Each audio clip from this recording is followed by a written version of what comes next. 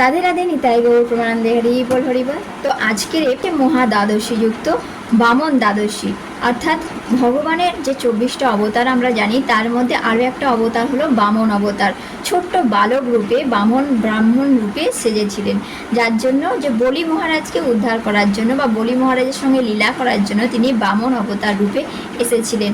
তো এই বামন দ্বাদশী পড়ছে, বামন দ্বাদশী পালন করতে পারি দুপুর 12টা পর্যন্ত উপবাস করে। তো আসুন আমরা সকলে মিলে এই বামন দ্বাদশী অর্থাৎ ভগবানের আরও এক অবতার, সেই বামন অবতার রূপে আমরা এই ব্রত পালন করি দুপুর 12টা পর্যন্ত। তারপরে ভগবানের অভিষেক করে দুপুর 12টার সময় অভিষেক করানোর পর অঞ্জলি দিয়ে আরতি করার পর আমরা প্রসাদ পেয়ে নিতে পারি। যে সমস্ত ভোগ সামগ্রী ভোগ লাগানো হবে তারপরে সেগুলো প্রসাদ পেয়ে আমরা পালন করতে পারি। তো এইভাবে বামন অবতার হিসাবে যে ভগবান আবির্ভাব হয়েছে, আমরা বামন দ্বাদশী পালন করব। তা এইভাবে যে বামন অবতার নিয়েছিলেন, যে আমরা এই একাদশী মাহাত্ম্য থেকেই জেনেছি কিভাবে বামন অবতার নিয়েছে, বলি মহারাজকে কিভাবে ছলে বলে কৌশলে 3 পাদ ভূমি দান করেছিলেন। এই পার্শ্ব একাদশীর মাহাত্ম্যটা শ্রবণ করুন, আশা করি বুঝতে পারবেন যে কিভাবে বলি মহারাজের সঙ্গে লীলা করেছেন।